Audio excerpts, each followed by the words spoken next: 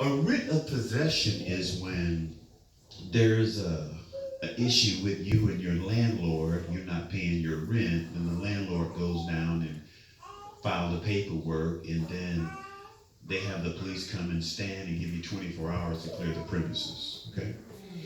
So I asked him, I said, well, about how many of these do you do? He said, well, I have about 3 today. I have this one and 2 more. I'm like, wow. Wow. There is many of us walking in and out of these doors still dabbling in darkness.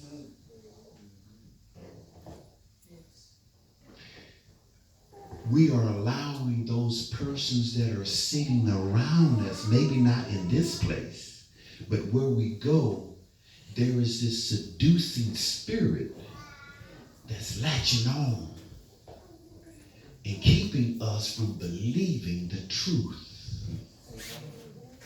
You are being taught what's right in here. Amen. And then when you leave, you let the culture of this world and those persons that you work with, you talk with, even family members, change your perspective on what thus saith the Lord. You know what's right, but because of the peer pressure, young people,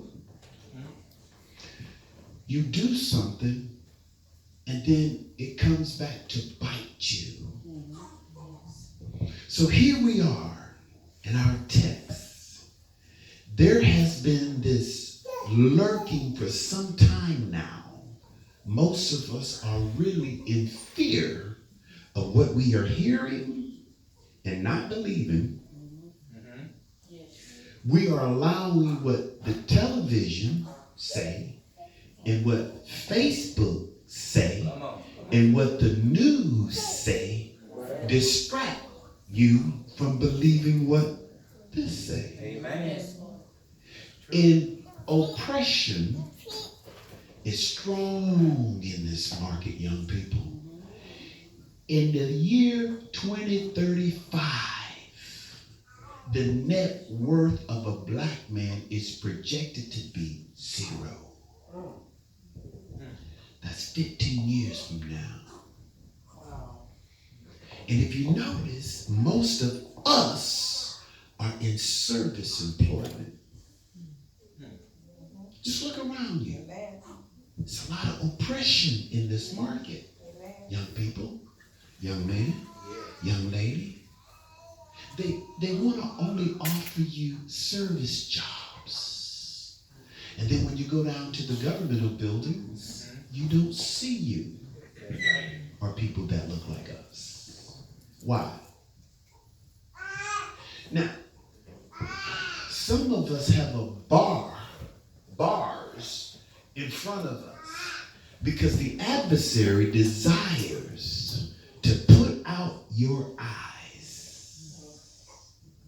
How many of you know what red light therapy is?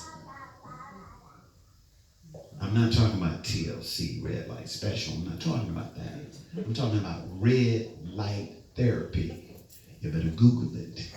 Because what the enemy is doing, he's very methodical in what he's doing to us. See, because right now, the Hispanic and the Latino, and then it's us. And then it's them. So what are we going to do? We're coming in here, we're hearing what thus saith the Lord. Our pastor just shared with you the commandments. If you are not obedient, if you're trying to mix the two kingdoms, you're coming in here and you're giving. This is the storehouse. This is a real storehouse. So you are supposed to be taught to give, young people. I'm expecting all of you on this front row to get this. When you receive a blessing and you receive some money, don't just take it and just put it in your pocket and forget about the Lord. Amen. Even if you get $10, how much you supposed to give the Lord? All right. Which is $1 is what? Out of $10, how much is 10% of $10? All right. And I know you have $1, and I know you've gotten 10. In the average lifetime of most of us, $1 million is going to come through our hands. We're going to touch it in a lifetime. But what are we going to do with it? We are continuing to play around with pseudo psychology, horoscopes, listening to those lies those fortune tellers are telling you, trying to play the lotto. I was in line getting ready to get $10 worth of gas, and a young lady was buying almost 50 $1 scratch-offs, and then she went to the 25, and then she bought a $50 one. I'm like, I got $10. Give it away. Give it away. You will never win that game. Stop playing it. Amen. And there are people in the church still trying to slip and play the lotto. It's going to come back. See, those that do that, see, in Isaiah, when the people of Israel began to start taking chances, that's where all this started from. Gambling and playing the cards. Stop it. If you have a young lady in your life and you care for her, treat her right. Amen. Especially a black woman. Especially. Amen. Do you not know that, young people, when you begin to research who you are and where you come from, you're powerful. Amen. Amen. When God blew the breath of life into man's nostril, man became a living soul. And right now, the air that we breathe, we have been taking it for granted. Now, you're going to be seeing people very soon donning the protective mask. Amen. Okay. It ain't hit you yet. It ain't hit you yet. But you saw on TV how deserted the town was that it came out of. It's coming to America. It's here. But it hadn't got up on us yet. But it's coming. So how are we going to prepare ourselves? The night is too far spent. Many of us have already had our best days in the sun. I'm decaying every day. People are more concerned about how good they look. Listen to me now. They're spending big money on cosmetics, trying to restore themselves to look young. But they're getting older every day. This old body is starting to leak. You see what I'm saying? And here I am, thank the Lord, I'm trying to get all of my senior citizen blessings and my discounts. Because in a few days, I'll be 55, and I'm like, Lord, I never thought that I would be looking back now saying, wow, when I was 18, I thought 30 was old. So here we are. And young man, let me tell you something. There is a projected jail cell for our young brothers. A projected jail cell. And it starts in the 5th grade. It starts in the 5th grade. So what I need us to do, had not it been for the awakening by a vision and a dream, I would not be here. Sometimes it takes a mountain to get our attention. Sometimes it takes something bigger than who you think you are to get your attention. Sometimes it takes being evicted to get your attention. Sometimes it takes a repo to get your attention. Sometimes it takes all of a sudden you have a nice job and it's gone. I remember, I'll never forget. Mom was sitting over there one day and she said, the Social Security, they take that back too. I said, oh. They will. They did it to a young boy. I was like, they took your money back? Yes. And the mom had to go and reestablish and try to fight to get it again.